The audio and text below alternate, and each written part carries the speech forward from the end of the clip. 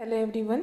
In last video we had talked about mechanism of breathing in humans beings. Now today we are going to start our new topic. So let's get started. What do we breathe out? कि हम बाहर क्या निकालते हैं जब breathing करते हैं तभी. So first starting with activity 10.6. Take a slender, clean test tube or a glass or plastic bottle. Make a hole in its lid and fix it on the bottle. Pour some freshly prepared lime water in the test tube. Insert a plastic straw through the hole in the lid in such a way that it dips in lime water. You have to take a test tube or a plastic bottle. Make a hole in it and fix it a lid. Pour some freshly prepared lime water कि हमें उसके अंदर lime water add करना है वो test tube के अंदर. अभी उसके अंदर हमें एक प्लास्टिक स्ट्रॉ है वो ऐड करनी है. और वो प्लास्टिक जो स्ट्रॉ है तो वो कहाँ तक आनी चाहिए कि वो लाइम वाटर के अंदर डिप हो सके उतना ऐड करना है. Now blow gently through the straw a few times. Is there a change in the appearance of lime water? Can you explain this change on the basis of what you learned in chapter 6? अभी हमें क्या करना है तो ये with the help of straw हमें gently blow करना है, मतलब कि उसके अंदर सांस डालनी है पर आराम से डालनी है. तो क्या होगा थोड़ी टाइम के बाद कि वो लाइम वाटर है उसके अंदर कोई चेंज देखने को मिलेगा हमें. तो ये कैसे होगा कि जैसे हमने चैप्टर 6 में पढ़ा था. Chapter 6 is physical and chemical change. तो जिसके अंदर हमने देखा था कि केमिकल चेंज कैसे होता है, जिसके अंदर गैसियस के थ्रू चेंजेस देखने को मिलते हैं. You are aware that air we inhale और exhale is a mixture of gases. कि जैसे कि आप सबको पता है कि जो हम इनहेलेशन करते हैं और एक्सेलेशन करते हैं तो वो एयर के अंदर बहुत सारे गैसियस है वो इंक्लूड होते हैं. What do we exhale? तो हम बाहर क्या निकालते हैं? Do we exhale only carbon dioxide और a mixture of gases along with it?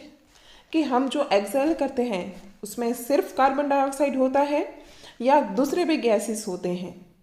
You must have also observe that if you exhale on a mirror a film of moisture appears on its surface.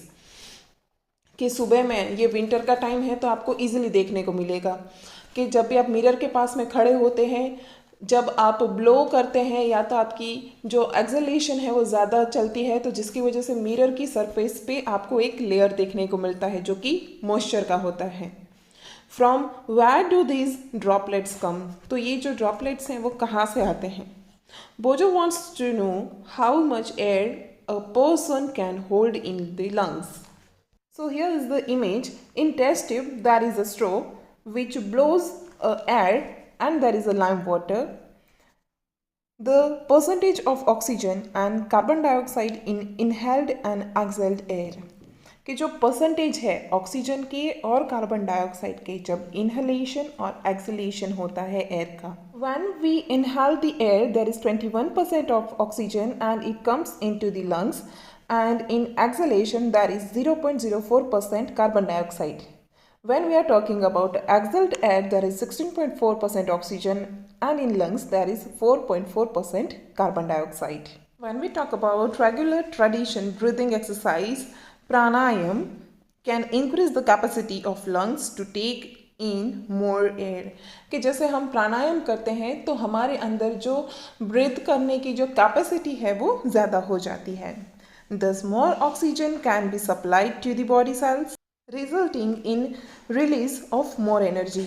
कि जैसे हम oxygen ज़्यादा लेंगे मतलब कि हम deep breath लेंगे तो हमारी जो एनर्जी है वो ज़्यादा रिलीज़ होगी जब सेल्स ऑक्सीजन का यूज़ करेंगे तब.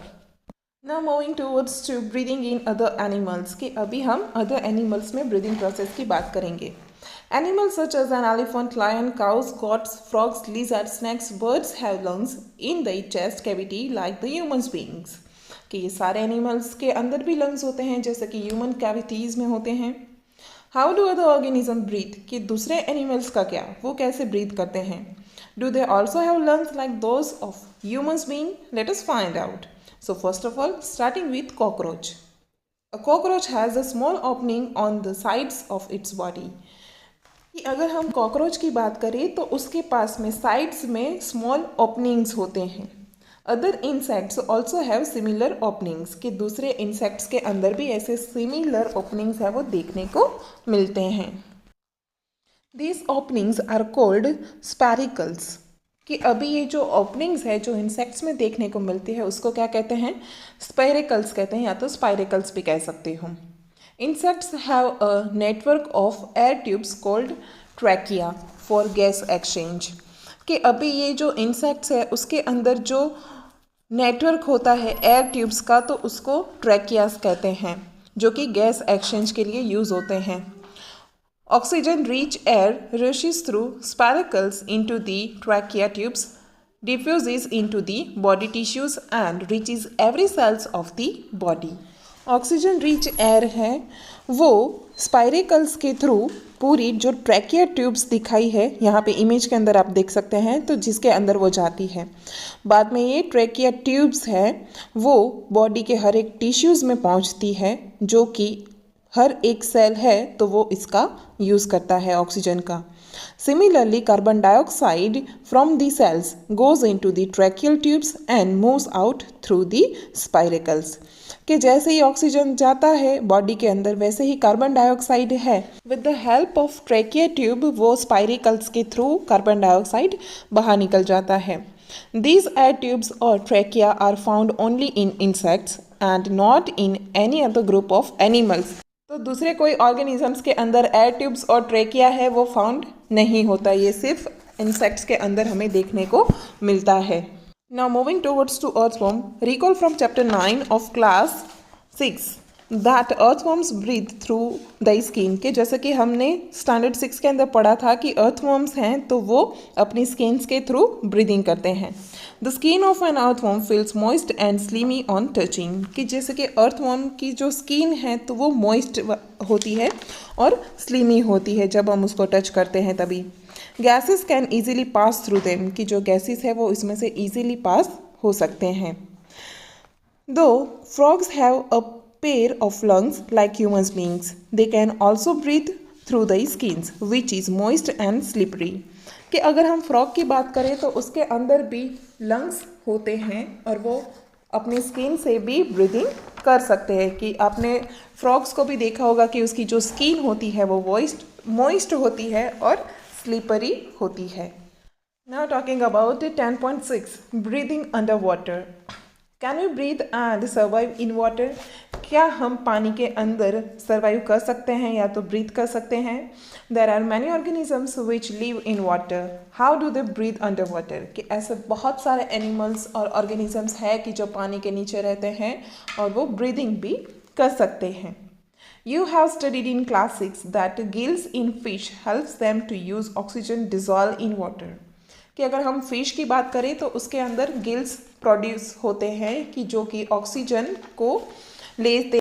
Gills are projections of the skin, you may wonder how gills helps in breathing. Gills are well supplied with blood vessels for exchange of gases, कि जैसे कि आप इमेज के अंदर देख सकते हैं कि गिल्स हैं वो फिशेस की दोनों साइड्स पे प्रोड्यूस होते हैं, कि वो वाटर के अंदर जो ऑक्सीजन होता है उसको यूटिलाइज करते हैं।